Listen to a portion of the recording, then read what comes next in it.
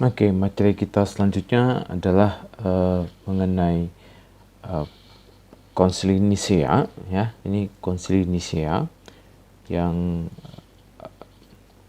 kita sebut juga tokoh-tokohnya atau bapak-bapak gerejanya sebagai Nicene Fathers, ya. Nicene Fathers ini artinya bapak-bapak gereja atau tokoh-tokoh atau orang-orang yang terlibat di dalam Nisea. Jadi bagaimana Konsili Nisea berjalan dan bagaimana mereka mempertahankan Nisea atau memperjuangkan Nisea sehingga Nisea ini menjadi satu pengakuan iman buat gereja sampai sekarang, ya. Jadi kita sebut sebagai Nicene Fathers. Nah, kita akan fokus dulu sebelumnya kepada Konsili Niseanya, sehingga nanti dari Konsili Nisea pengantarnya kita akan bahas hal-hal yang dasar saja, tidak terlalu detail tentang semua peristiwa yang terjadi, tapi sebuah pengantar untuk kita melihat tentang Konsili Nisea, bagaimana itu ada dan pemikiran apa sih yang muncul di dalam Konsili Nisea tersebut, ya. Nah, ada beberapa bapak gereja yang kita bahas di dalam Nicene Fathers ini selain Konsili Niseanya, ya. Ini kita akan bahas Konsili Niseanya di sini. Setelah itu kita akan bahas tokoh penting dalam perjuangan Nisea, yaitu Athanasius. Lalu kita akan bahas ini, ya, bapak-bapak Kapadokia. Bapak-bapak Kapadokia, tokoh-tokoh yang penting, ya, yang memberikan satu warisan teologi mengenai Tritunggal yang kemudian sebagian tertuang di dalam Konsili Konstantinopel. Oke, kita akan fokus dulu mengenai Konsili Niseanya. Nah, ini adalah pengakuan Nisea. Nanti kita akan sampai kepada hal ini juga, tapi kita akan baca dulu dan pelajari dulu kira-kira apa sih yang dirumuskan di dalam Konsili Nisea, ya. Nah, Konsili Nisea itu diadakan di tahun 325. Nanti detailnya akan kita bahas setelah ini. Jadi ini tahun yang sangat penting, ya, 325. Konsili pertama gereja, ya, konsili pertama atau konsili gereja sedunia lah kurang lebih. Nah, kurang lebih ini rumusannya atau dokumen yang mereka rumuskan. We believe in one God, the Father all-powerful, maker of all things, both seen and unseen. Ya, kami percaya kepada satu Allah, Sang Bapa yang Maha Kuasa, pencipta segalanya, baik yang terlihat maupun yang tak terlihat. Nah, ini bagian kuncinya, ya, bagian kunci, bagian sini. And in one Lord Jesus Christ, ya.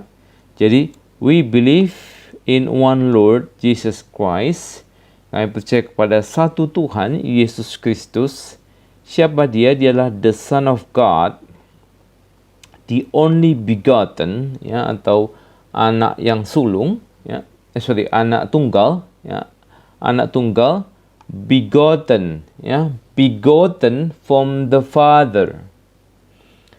Nanti kita akan lihat, ya, pemilihan kata-kata yang penting di sini, ya, yang membuat atau membedakan ajaran Nisea dengan ajaran yang salah atau ajaran bidat pada waktu itu, bidat, ya. Begotten from the Father, that is from the substance. Nah, substance di sini adalah kan ini bahasa aslinya adalah bahasa Greka, ya, bahasa Yunani. Dan ini saya masukin substansia, ini dalam terjemahan bahasa Latinnya untuk gereja barat. Dan usias atau usias ini adalah bahasa Grekanya. Jadi that is from the substance of the Father. Ya, begotten from the Father, that is from the substance of the Father. Nah, the Son of God ini atau Jesus Christ ini, God from God, ya, jadi dia adalah Allah, Allah dari Allah, God from God. Kemudian dia adalah light from light, jadi dia terang dari terang, ya. True God from true God. Dia Allah sejati dari Allah sejati. Begotten, ya, atau genetenta, ya, diperanakkan atau digenerasikan, tidak diciptakan. Jadi dia begotten, jadi dibedakan ya antara begotten, antara dilahirkan atau digenerasikan dengan diciptakan atau dibuat, ya. Jadi Yesus Kristus itu menurut Nisea itu begotten dan bukan dibuat, bukan made, ya. Kosubstansial, ya, atau homoousios. Nah, jadi sini kita lihat ya, ousios atau ousios. Jadi dia homoousion. Jadi dia satu substansi. Atau dalam bahasa Inggris kosubstansial with the Father, through whom all things came to be. Jadi dari Bapa inilah segala sesuatu datang. Both those in heaven and those in earth, ya, baik itu yang di surga maupun yang di bumi. For us human and for our salvation he came down and became incarnate. Jadi bagi kita manusia dan bagi keselamatan kita, ia turun dan berinkarnasi, menjadi manusia, menderita lalu bangkit pada hari yang ketiga, kemudian naik ke surga, dan kemudian dia akan datang untuk menghakimi yang hidup dan yang mati. Nah, ini adalah bagian yang kedua. Nah, bagian yang ketiga adalah and in the Holy Spirit. Ya, kalau kita tanya, loh, kok pendek banget gitu ya? Karena memang pada waktu itu Holy Spirit atau Roh Kudus ini masih membutuhkan waktu buat gereja untuk menggumulkannya, dan waktu itu juga tidak ada kontroversi yang cukup penting sehingga atau cukup mendesak begitu ya untuk dibahas, sehingga memang itu belum dibahas. Gereja masih membutuhkan waktu dalam suatu pergumulan mengenai Roh Kudus, ya. Nanti kita lihat di Konstantinopel baru kelihatan. Nah, ada pernyataan tambahan di sini. But those who says, tetapi siapa yang berkata, there was a time when he was not. Ada waktu di mana dia tidak ada. Ya, jadi ini adalah pernyataan penjelas begitu ya. Yang mengatakan there was a time he was not, ya, and he was not before he was made, atau dia tidak ada sebelum dia diciptakan, atau yang mengatakan he was made out of nothing, atau yang mengatakan dia itu diciptakan dari yang tidak ada, atau dia berasal dari substance atau essence yang lain, atau yang mengatakan the Son of God is created, yaitu anak Allah itu diciptakan, atau yang mengatakan dia itu bisa berubah, ya. Nah, maka ada tambahan di sini, ya. Ada tambahan di sini. They are condemned by the Holy Catholic and Apostolic Church. Jadi, barang siapa yang mengatakan, jadi hal-hal ini adalah hal-hal yang terbalik gitu ya dengan hal ini, ya. Jadi hal-hal yang bertentangan. Jadi barang siapa yang mengatakan hal-hal ini, mereka itu di-condemn atau di-anatema, atau mereka itu dikutuk gitu ya oleh gereja Katolik dan gereja yang apostolik, ya, atau gereja yang rasuli. Nah, ini terjemahannya. Jadi kami percayakan satu Allah, Bapa yang Maha Kuasa, pencipta langit dan bumi dan segala yang kelihatan dan tak kelihatan. Dan percaya kepada satu Tuhan Yesus Kristus, Putra Allah yang tunggal dari Bapa, yang dari Bapa, Allah dari Allah, terang dari terang, Allah benar dan Allah benar, atau Allah sejati, ya. Ini saya ambil terjemahannya dari dokumen apa begitu. Ia dilahirkan bukan dijadikan, sehakikat dengan Bapa, segala sesuatu dijadikan olehnya untuk kita manusia dan sebagainya, ya. Tapi barang siapa yang berkata bahwa ada waktunya ketika Putra Allah tidak ada, atau sebelum ia lahir ia tidak ada, atau ia diciptakan dari benda-benda yang tadinya tidak ada, atau bahwa ia berasal dari hakikat yang berbeda dengan Bapa, atau ia adalah makhluk ciptaan, atau dapat berubah atau bertobat, semua yang serupa itu, maka gereja Katolik dan yang apostolik atau rasuli itu menganatema mereka, ya.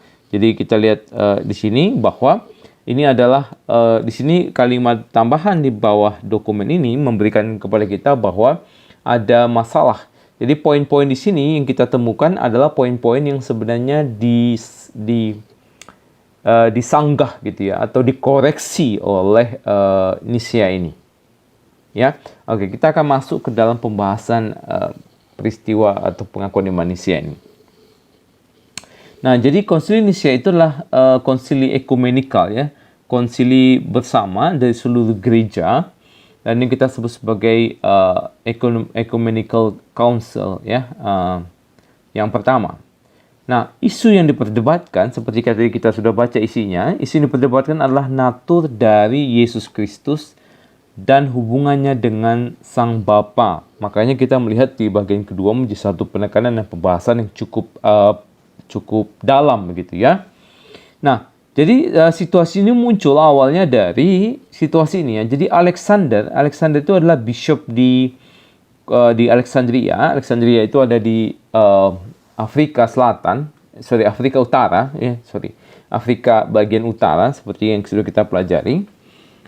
Dia adalah bishop di Alexandria dan dia itu bermasalah atau punya pandangan yang berbeda dengan Arius, salah satu presbiter atau imam di gereja Alexandria ya. Sehingga Alexander ini kemudian mengadakan sebuah sinode atau pertemuan sinode yang sifatnya itu lokal ya. Jadi yaitu orang gereja yang di bawah Alexandria ya. Jadi karena ada gereja-gereja di kota-kota lain yang berada dalam satu pemerintahan gereja dengan Alexandria ya. Nah, Alexander ini mengumpulkan uskup-uskup atau presbiter ya di daerah Mesir, di Libya, yaitu bagian daripada seluruh Alexandria. Dan kemudian mereka itu membicarakan pandangan Arius. Ya, ini juga salah satu imam di Alexandria, di kota apa nama kotanya itu Boclus ya. Nah, dan kemudian mereka memutuskan bahwa ajaran Arius itu sebagai bidat, ya bidat. Nah, masalahnya adalah Arius itu juga adalah seorang yang cukup terkenal begitu ya. Dia adalah seorang pengkhotbah yang sangat mahir, pengkhotbah yang cukup baik dikenal dan memiliki banyak sekali pendukung. Jadi Arius ini tetap meskipun dinyatakan pandangannya salah oleh bishop atau pimpinan dari gereja Alexandria. Nah, Arius ini mendapat karena dia banyak pendukung dan termasuk temannya yaitu bishop di Nicomedia, yaitu Eusebius of Nicomedia. Sehingga gereja di Alexandria ini terpecah gitu menjadi dua kubu, yaitu kubu Alexander dan kubu Arius.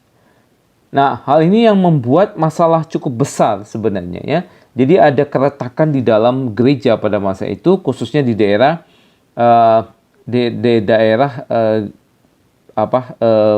pesisir utara dari Afrika begitu.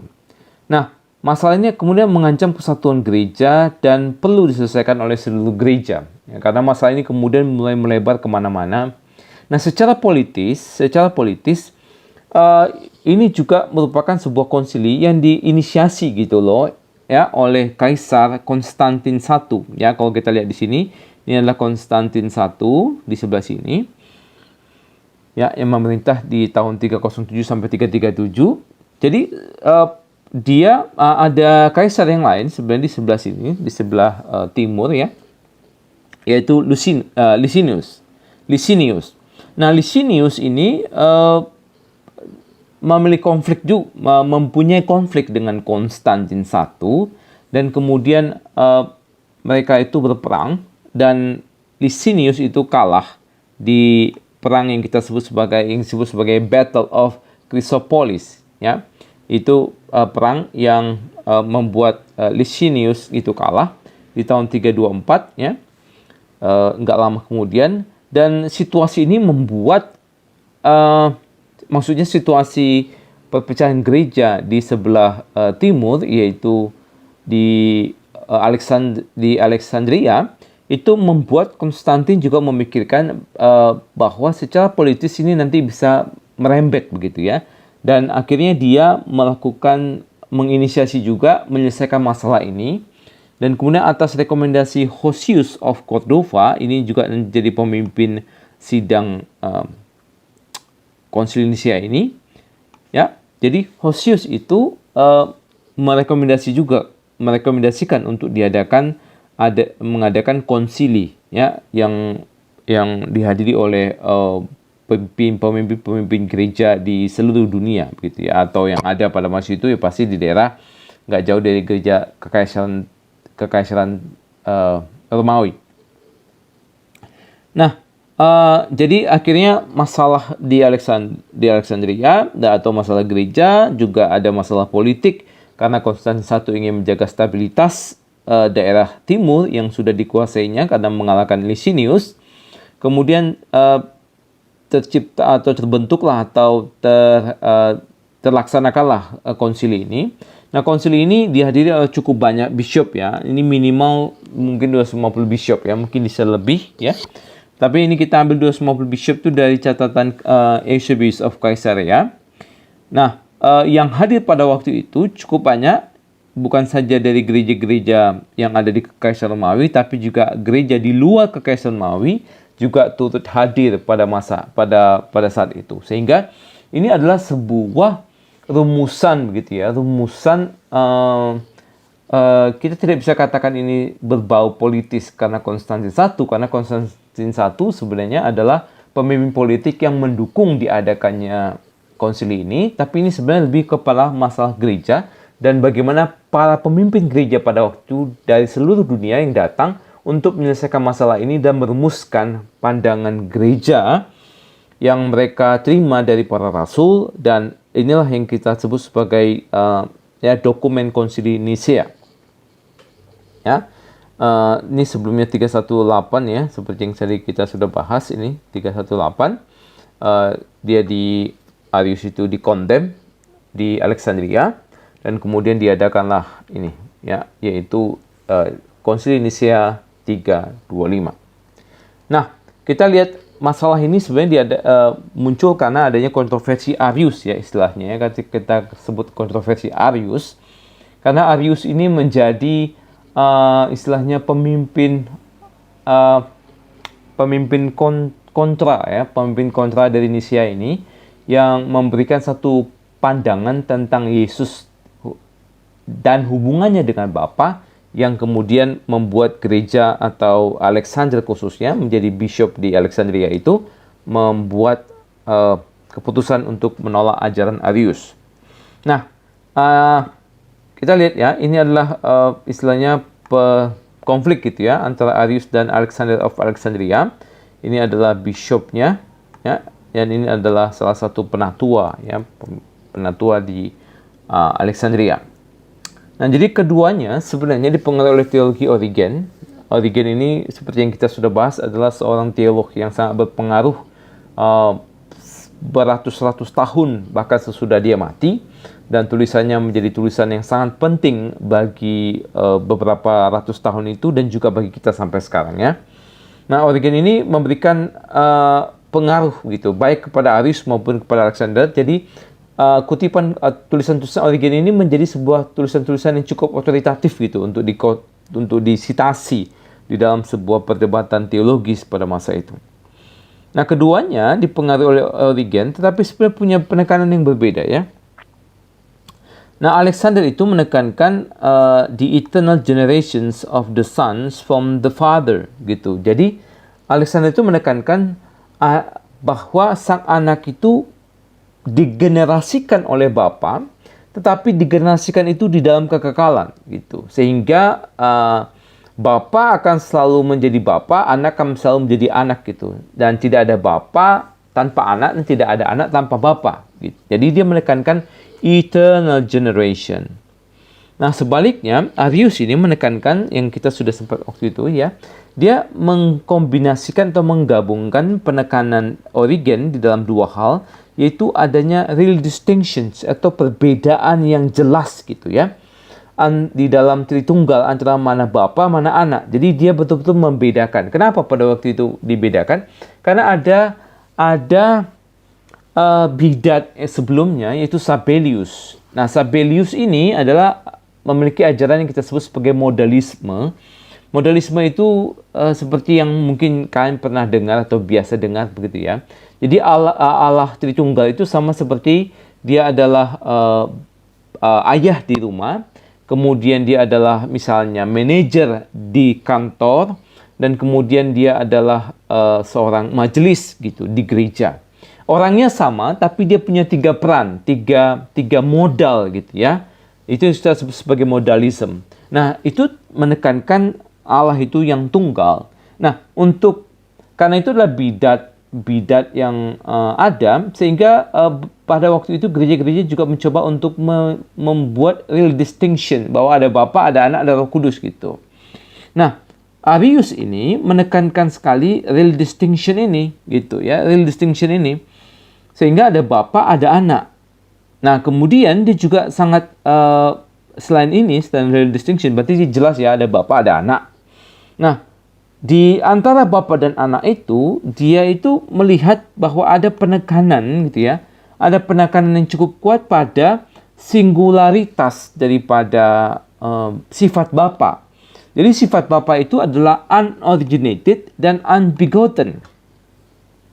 Jadi Bapa itu tidak berasal daripada yang lain dan kemudian dan dia itu tidak dilahirkan.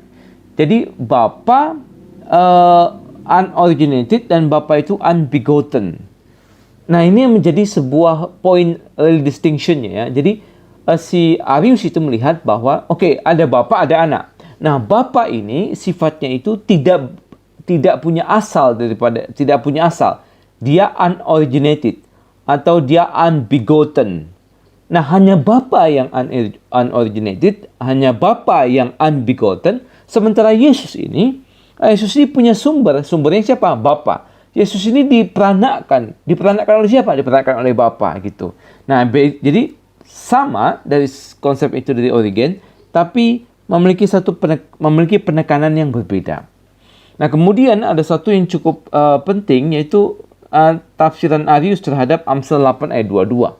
Nah, di sini teks itu mengatakan begini. Ini saya ambil terjemahan LAI ya. Tuhan telah menciptakan aku. Ya, Tuhan telah menciptakan aku sebagai permulaan pekerjaannya. Sebagai perbuatannya yang pertama-tama dahulu kala. Jadi, Amsal 8 ini kan berisi tentang personifikasi hikmat ya. Personifikasi hikmat yang sebenarnya juga bisa kita tafsirkan sebagai Yesus Kristus atau Sang Anak gitu. Nah, sebagai hikmat Allah atau logosnya Allah begitu ya, hikmatnya Allah, firman-Nya Allah, si hikmat ini, God's wisdom ini kemudian berkata dalam Amsal 8:22 bahwa Yahweh atau Tuhan telah menciptakan aku. Jadi terjemahan yang lain juga menggunakan kata menciptakan ya. Menciptakan aku sebagai permulaan pekerjaannya. Jadi sebelum Allah itu menciptakan, dia ternyata menciptakan hikmat gitu kurang lebih ya. Sebagai perbuatan yang pertama-tama dahulu kala. Nah, Arius itu mengatakan begini. If the Logos is created by God, sesuai dengan teks ini ya, jika Logos itu diciptakan oleh Allah, He cannot be eternal alongside God. Maka dia tidak bisa kekal sama seperti Bapa itu kekal.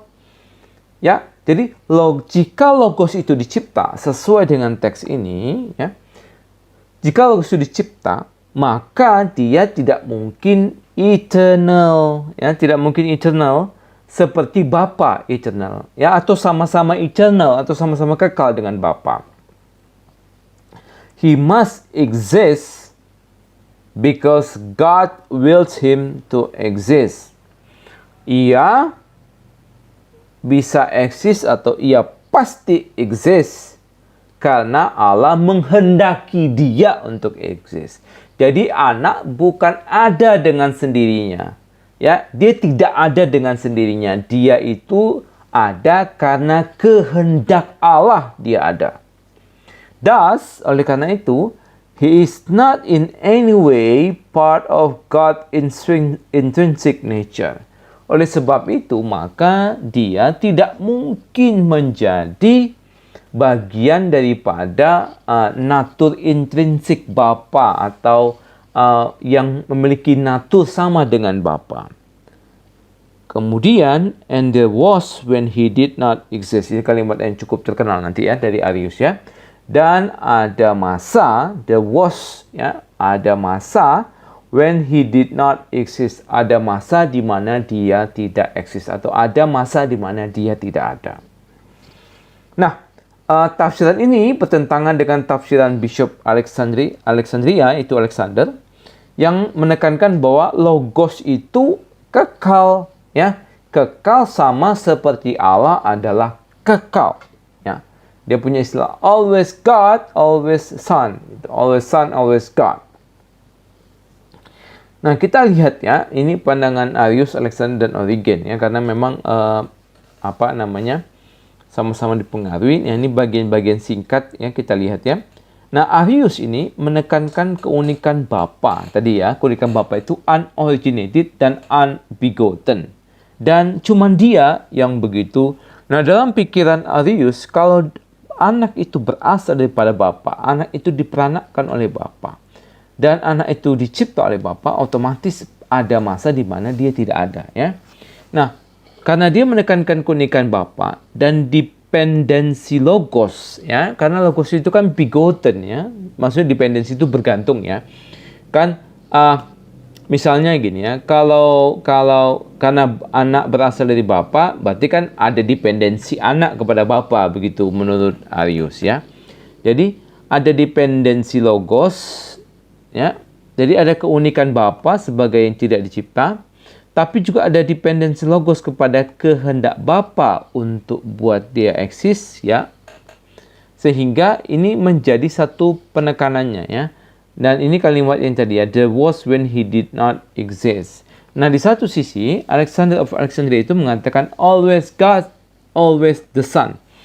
Ya, bahwa Bapa itu selalu ada sama seperti anak selalu ada, atau anak selalu ada sama seperti Bapa selalu ada.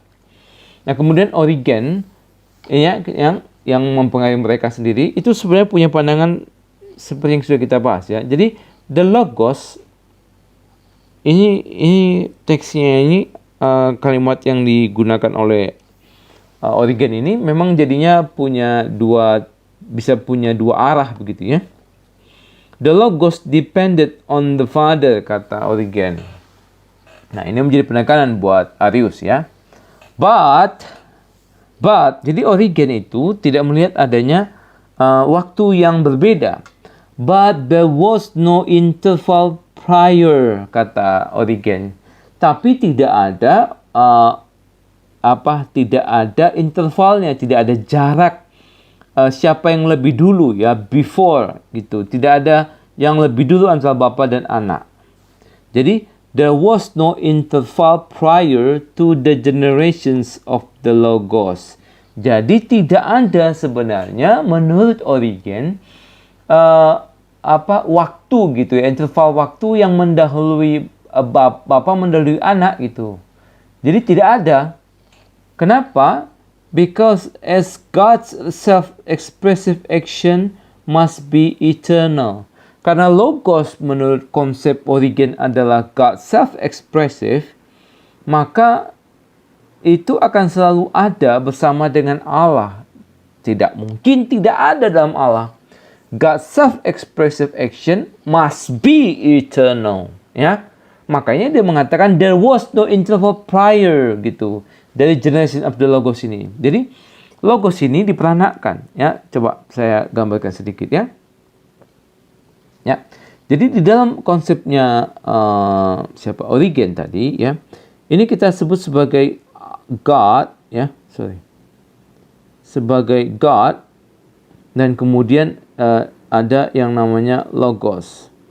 Nah, God di sini ini adalah the self-expression ya, atau kan kita juga udah bahas nanti ya, sebagai eternal expressions of God rationality, self-expression.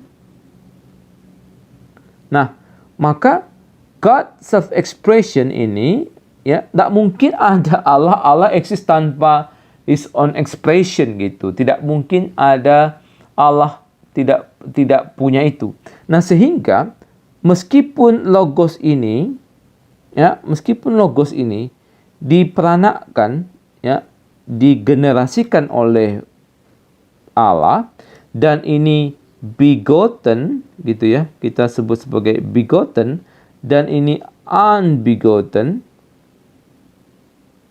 Nah, jadi meskipun ini unbegotten dan begotten, menurut Origen tidak ada waktu. Jadi tidak ada interval waktu, itu nggak ada gitu kata Origen. Kenapa? Karena kalau logos ini meskipun dia bukan unbegotten, dia itu adalah God's self-expression. God's self-expression sifatnya eternal gitu. Maka sama seperti Bapa adalah eternal, maka anak juga sifatnya eternal gitu. Ya. Jadi kita nggak bisa mengatakan bahwa seperti Arius gitu. Nah, kemudian Origen mengatakan, ini seperti yang ucapannya, seperti kita lihat di sini ya. The word atau the logos itu adalah God's everlasting. Jadi dia sudah menambahkan di situ kata everlasting, ya. Everlasting expression of his personality. Never separable from God the Father. Nah, cuma memang di sini dia memberikan satu penjelasan ya, bahwa the Father alone is autotheos. Memang hanya Allah yang autotheos menurut Origen. Hanya Bapa saja yang autotheos. Ya, sehingga memang di sini di dalam konsep ini dia memunculkan kata emanation atau expression ini somehow buat dia itu less than the Father. Ya, meskipun dia tidak menjelaskan secara detail dan di dalam teks-teks yang lain dalam tulisannya ada indikasi sebenarnya dia tidak melihat itu sebagai subordinasi banget gitu ya. Cuma di bagian yang lain dia memberikan suatu pandangan eksplisit bahwa ada subordinasi. Nah, ini adalah pandangan Arius ya. Kita akan lihat pandangan Arius yang lebih detail. Nanti pandangan ini kan juga akan dibantah oleh Athanasius ya. Nanti kita akan sampai pembelajaran Athanasius karena dia menuliskan satu tulisan judulnya Against the Arian ya. Nah, bagi Arius hanya Allah yang unbegotten. Nah, jika Allah dan logos adalah hipostasis atau persons, maka keduanya adalah hipostasis yang tidak sejajar. Jadi tidak sejajar keduanya. Ya, karena kenapa? Karena hanya Allah yang unbegotten, anak itu begotten.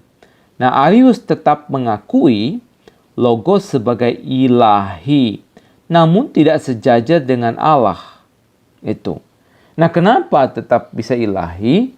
Nah, bagi Arius, logos itu punya status ilahi, itu bukan karena naturnya yang ilahi, tapi karena dia itu dianugerahkan oleh Allah. Anugerah yang begitu besar sebagai ciptaan pertama daripada Allah, sehingga dia adalah ciptaan yang so excellent, ya, ciptaan yang begitu bagus. Dia adalah hikmat Allah sendiri, anak Allah sendiri.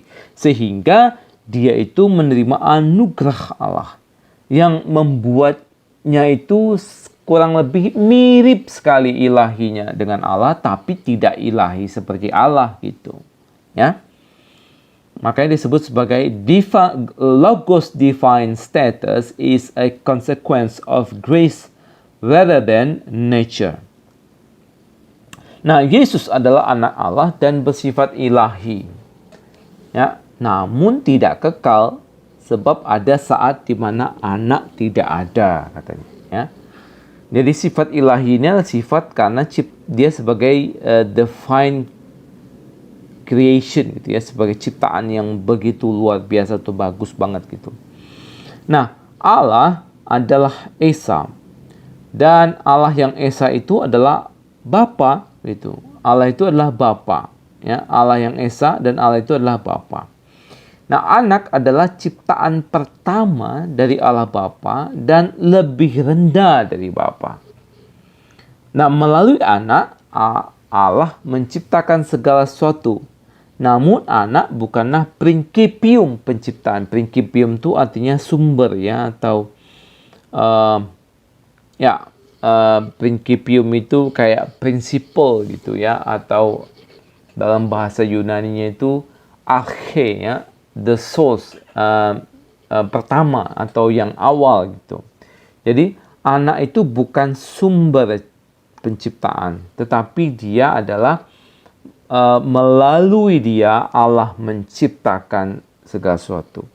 Jadi di sini dijelaskan bahwa Allah itu Esa dan Allah itu adalah Bapa, ya. Anak adalah ciptaan pertama dari Allah Bapa, sehingga sifatnya subordinasi. Nah, dalam naturnya sang anak tidak sama dengan Bapa. Ya, anak tak sama, ya dong, kan dari ciptaan, ya. Tetapi karena dia dianugerahkan atau dijadikan sebagai ciptaan yang begitu bagus, maka naturnya itu mirip dengan Bapa, ya, mirip dengan Bapa. Tidak sama, tetapi mirip, ya. Homoiousias, ya. Ini lihat ya, ada huruf i di sini berbeda. Jadi dia homoiousias. Dan anak itu tidak sama dengan Bapa, ya. Ini beda ya, antara homoousias sama homoiousias. Jadi anak itu atau anak itu mirip gitu ya. Atau the son is of similar essence of the father. Jadi natur daripada anak itu mirip lah ya, mirip dengan Bapa. Ini pandangan Arius dan Arianism ya. Arian itu adalah pengikut Arius ya. Jadi kadang-kadang kita tidak terlalu bisa membedakan antara pandangan Arius sama Arianism ya, atau pandangan pengikut-pengikutnya. Dan pandangan pengikutnya itu juga ada beberapa variannya, tapi kita tidak bahas detail gitu varian daripada Arianism. Tapi kita lihat pandangan umumnya yang kemudian nanti di-counter oleh Nicea. Nah, God is the only transcendent being, ya. Hanya Allah yang sebagai makhluk atau being yang transcendent. The Logos is the greatest and most graciously endowed of other beings. Logos itu adalah makhluk yang paling, ya, the greatest, yang paling besar ya, dan yang paling penuh anugerah dari Allah gitu, dibandingkan dari semua ciptaan yang lain. Jadi kalau kita hematnya ya, lihatnya di sini adalah, jadi Bapa itu menciptakan anaknya. Jadi anak itu adalah ciptaan Bapa menurut Arius ya. Anak itu diciptakan oleh Bapa, dan sebagai anak, jadi Bapa ini menciptakan anak yang begitu seperti ciptaan terbaik lah yang bisa dia buat. Dan melalui anaknya ini kemudian dia menciptakan segala sesuatu. Tetapi karena dia diciptaan, maka dia tidak bisa, dia tidak memiliki natur yang sama dengan Bapa ya. Nah, kemudian inilah confessions yang dikirimkan oleh Arius dan pengikutnya kepada Bishop Alexandria, itu Alexander. Ini sudah saya terjemahkan ya di sini ya. Jadi kita baca terjemahnya aja ya. Pengakuan yang dikirimkan oleh Arius dan pengikutnya kepada Uskup Alexander ya di Alexandria. Nah, ini kalimat ininya ya. Dan Allah yang menjadi penyebab segala sesuatu. Nah, Allah penyebab segala sesuatu, kita lihat sini ya. The cause of all things ya. Penyebab segala sesuatu adalah tanpa permulaan dan sangat unik ya. Ini ya. Supremely unique ya, without beginning. Supremely unique, sangat unik ya, atau super unik gitu.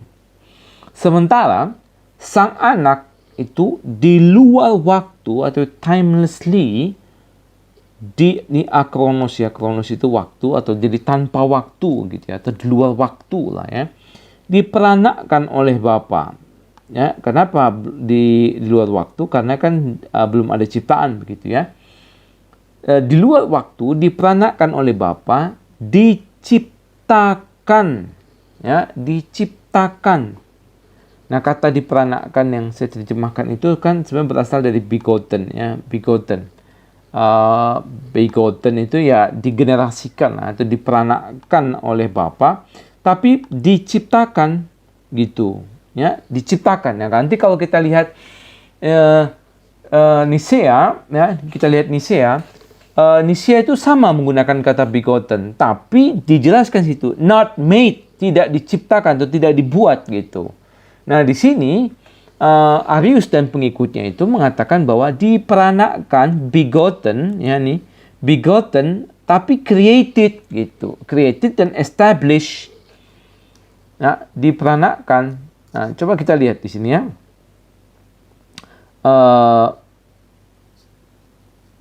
Ya, di sini kita lihat slide yang tadi ya. Coba. Nah, di sini kalau kita lihat ya, kan dikatakan sama menggunakan kata begotten, tetapi dijelaskan lagi begotten tapi not made itu. Ya. Begotten tapi not made. Beda dengan yang tadi ya. Nah,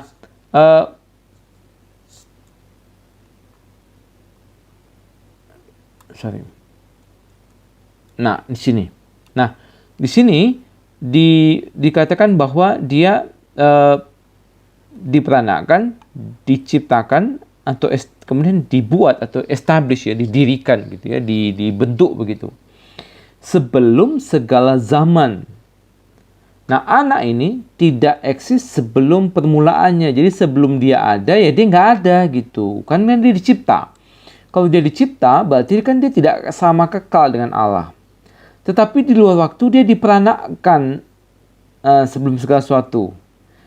Nah, di sini Arius dan pengikutnya ini sebenarnya tetap menggunakan kata begotten. Tapi begotten di sini dalam pengertian dicipta, ya, diciptakan.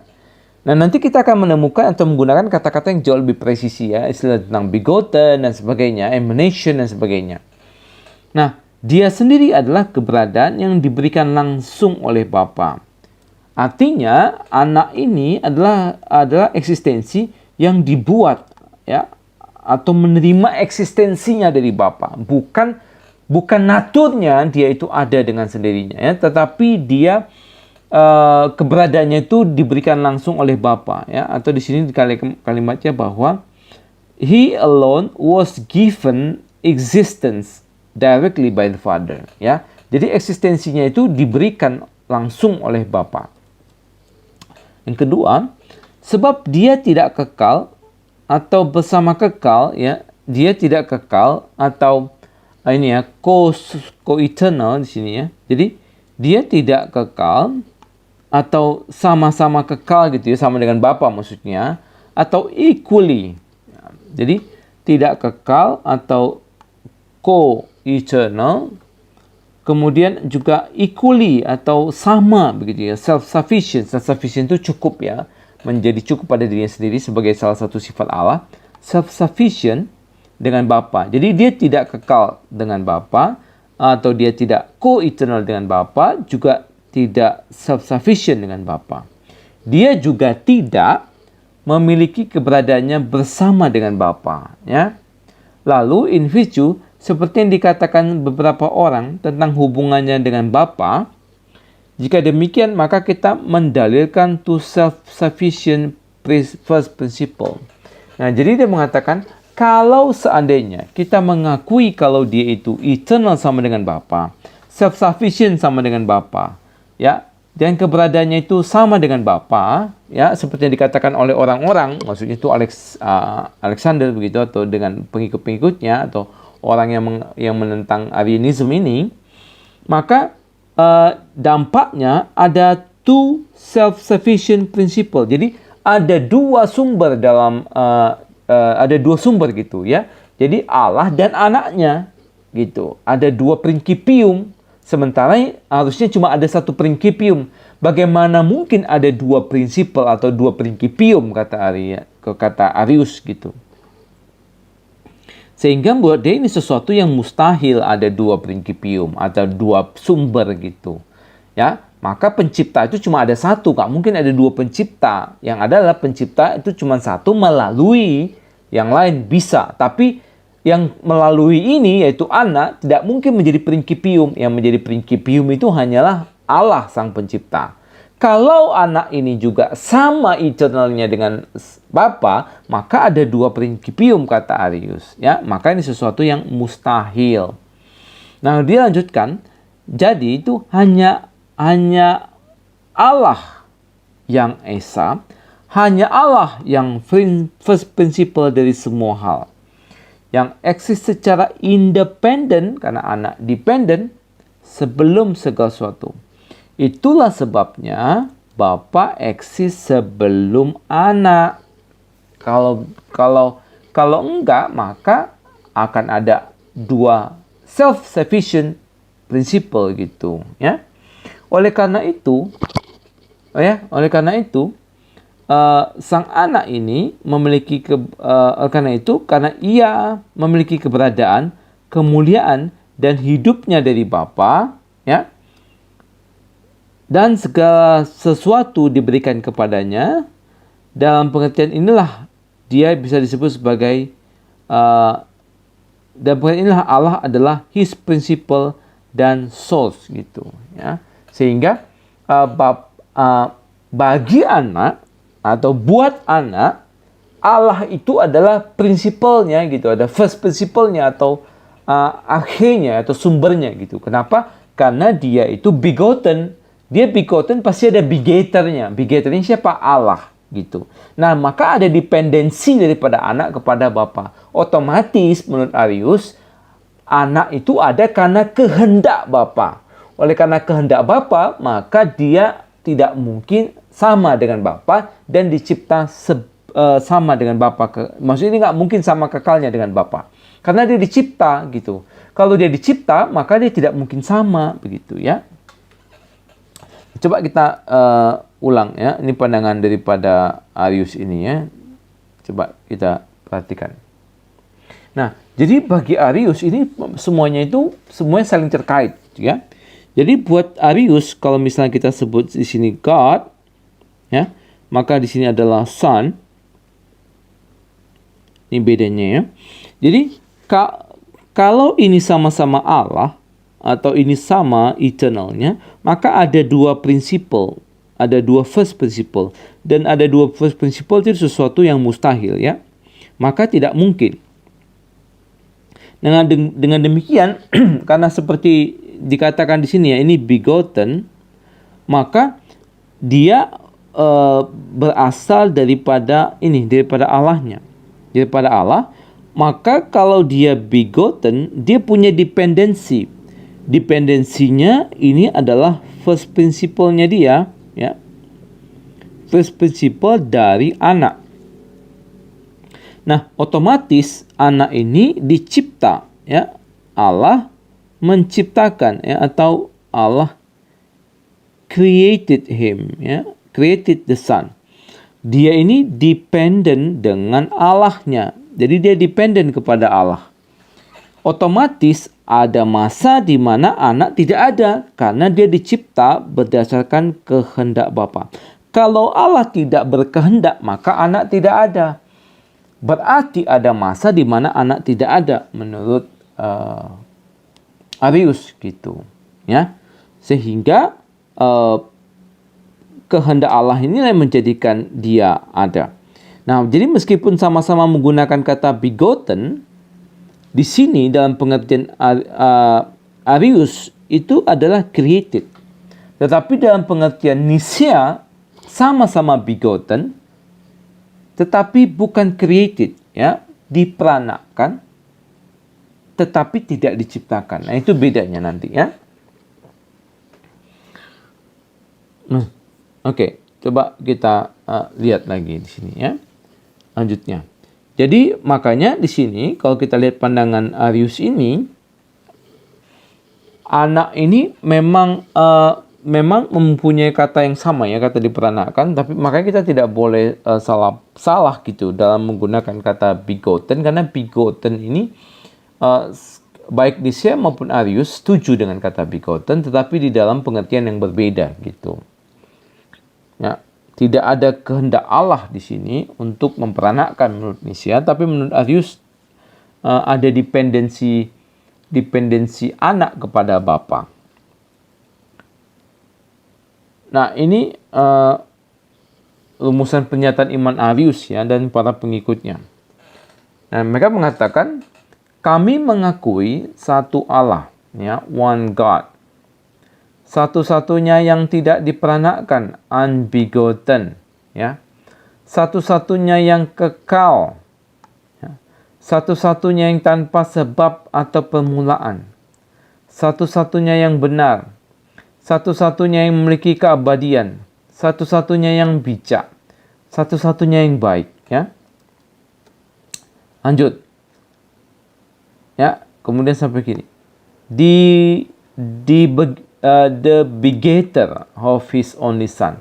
Dialah yang menggenerasikan, ya, atau begetter, anaknya yang tunggal sebelum zaman yang tak berujung. Jadi Allah yang tadi disebutkan dengan semua, ya, semua kualifikasi ini, ya. Nah, ini adalah semua kualifikasi Allah yang dipercaya oleh Arianism atau Arius dan pengikutnya. Nah, Allah yang inilah yang menggenerasikan anak tunggalnya sebelum zaman yang tak berujung. Kemudian dia memberikan subsistensi. Ya, subsistensi itu keberadaan dengan kehendaknya sendiri. Jadi Allah yang menghendaki untuk punya anak. Nah, anak itu adalah ciptaan Allah yang sempurna. Tidak sama dengan satu pun ciptaan yang lain, ya. Dia adalah ciptaan Allah yang sempurna dan tidak ada yang menyamai dia. Nah, ini adalah pandangan Arius. Jadi makin jelas kita, ya, apa yang dipahami oleh Arianism ini. Nah, pandangan Arius ini kemudian ditolak, ya, ditolak di dalam konsili itu, ditandatangani oleh bishop itu, dan kemudian menjadi satu pandangan gereja secara ekumenikal atau secara internasional. Sehingga inilah pandangan gereja di dalam di masa pasca 325 itu, yaitu pandangan gereja pasca Nisea.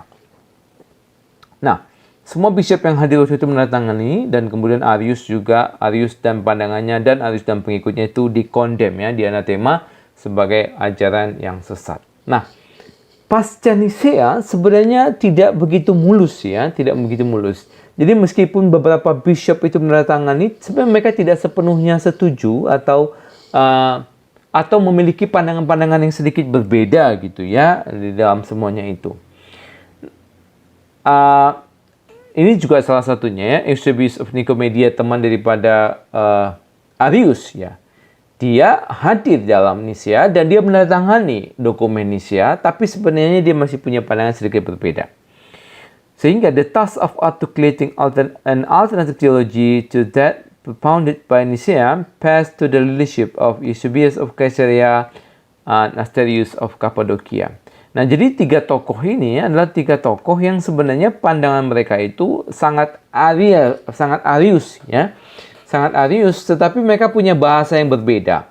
Mereka menolak pandangan Arius, tetapi sebenarnya juga mengadopsi konsep Arius yang lain, ya. Nah, kita akan lihat satu persatu. Nah, Eusebius of Caesarea ini juga adalah yang kita sudah bahas sejak awal, ya. Dia adalah seorang sejarawan gereja yang memberikan banyak sekali catatan dan historical account buat kita untuk memahami gereja mula-mula. Nah, dia menolak ajaran Sons Arius tentang Sons originations from nothing, ya. Bahwa ini, ya, kalau kita lihat di sini kan ada yang di-condemn di sini, ya. Yaitu he was made out of nothing. Nah, dia nggak setuju itu, ya. Buat dia itu juga salah. Namun ia juga menolak ajaran Origen tentang generasi kekal sang anak. Itu. Jadi, di satu sisi Eusebius of Caesarea ini menolak anak itu dicipta dari yang tidak ada, ya, tetapi dia juga menolak bahwa generasi atau pemperanakan anak itu terjadi di dalam kekekalan gitu. Jadi ini di satu sisi dia menolak Arius, tapi sebenarnya ini pandangan Arius juga gitu, ya, bahwa generasi sang anak itu tidak bersifat kekal. Nah, dia juga tidak menyetujui rumusan homoousios ya, atau homoousias atau homoousion ya, beda-beda bunyinya nanti. Di dalam Nisea itu mengatakan bahwa bapa dan anak itu satu natur ya. Nah, ia buat doktrinnya sendiri, yaitu the son's being atau keberadaan daripada anak itu adalah image daripada substansi bapa ya. Jadi keberadaan atau eksistensi daripada anak itu adalah image ya. Dia menggunakan istilah image of the father's substance. Ya, teman dia mempertahankan prioritas yang jelas ya, bahwa ada subordinasi. Bapa ya kan dia menentang ini ya, generasi kekal sang anak, maka dia melihat tetap ada subordinasi ya. Nah, coba diskusikan di sini bagian ini ya. Kira-kira apa sih yang salah di dalam pandangan Eusebius of Caesarea ini, dan apa yang benar, apa yang bisa diterima dan apa yang bisa ditolak.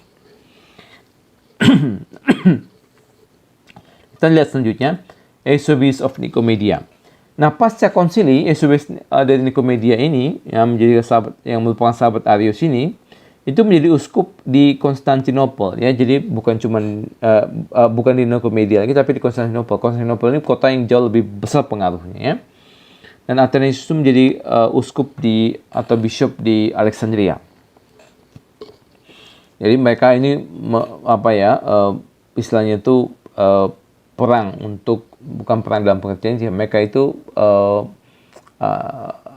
Athanasius itu sangat memperjuangkan Nisea, sementara Eusebius of Nicomedia itu sebenarnya adalah kelompok Arianism ya. Nah, Eusebius dari Nicomedia ini pendukung awal Arius, itu dia pendukung awal, tapi dia juga menolak doktrin sons originating from nothing ya, karena ini kan kalimat yang ada di dalam di dalam dokumen Nisea ya. Barang siapa yang percaya hal ini itu di anatema ya, makanya dia tidak menyetujui, tapi dia punya teologinya sendiri ya, dan dia menekankan gelar ilahi unbegotten ya, hanya berlaku kepada satu ya, kepada Bapa maksudnya. Jadi unbegotten itu adalah milik daripada Allah. Nah, sementara sang anak dihasilkan oleh kehendak Bapa, berbeda dari Bapa secara substansi dan kuasa, tetapi dipersatukan dengan Bapa melalui likeness of disposition. Likeness itu kemiripan ya, disposition itu seperti karakter lah. Jadi berbeda dengan Bapa secara substansi dan kuasa, tapi satu dalam tanda kutip dengan Bapa karena mirip sekali ya. Likeness, betul-betul punya disposition yang sangat mirip gitu. Nah, nanti juga coba diberikan pandangannya ya, koreksi mengapa atau apa yang salah dan apa yang benar dari pandangan Eusebius of Nicomedia. Oke, yang terakhir dari Asterius of Cappadocia. Nah, Asterius ini bishop ya. Jadi doktrin Asterius ini juga dapat dibedakan dari Arius dalam beberapa hal penting. Dia tidak hanya menghindari berbicara tentang sons originating from nothing, sekali lagi ya, semua pasti meninggalkan istilah ini atau tidak akan menyatakan secara eksplisit karena ini ada di dalam dokumen Nisea, dan barang siapa yang mengatakan hal ini akan dianatema. Tetapi dia juga mengidentifikasi anak sebagai gambar yang tidak berubah ya.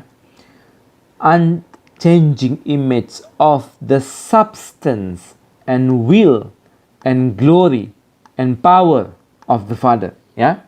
Jadi gambar yang tidak berubah dari substansi, dari kehendak, dari kemuliaan, dan dari kuasa Bapa gitu. Jadi dia punya konsep seperti ini.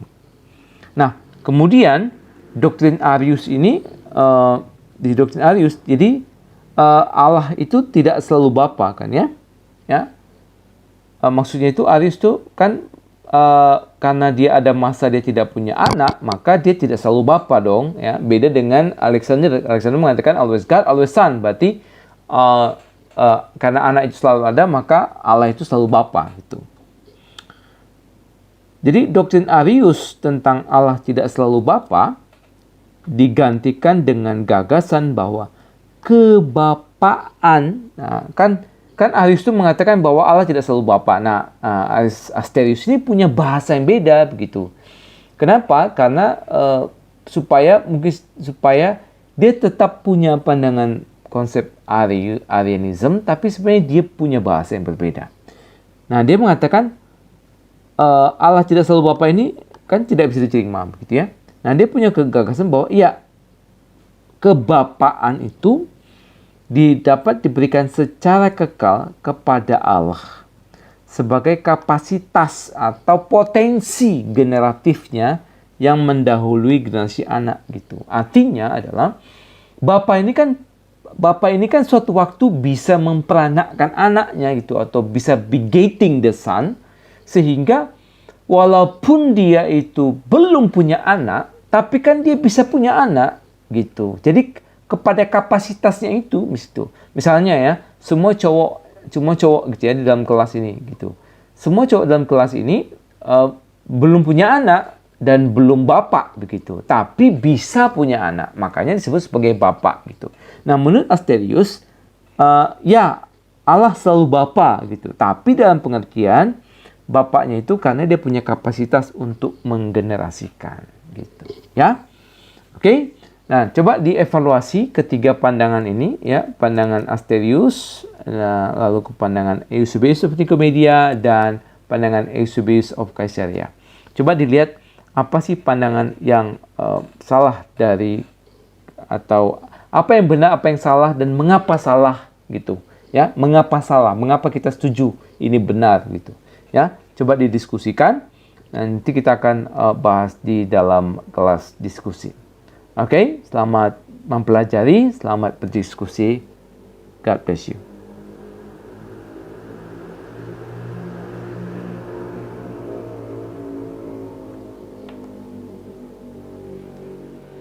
Puji Allah, puji Allah, puji Allah Tritunggal. Mulia-mulia bagi Allah, pemberi kurnia keselamatan.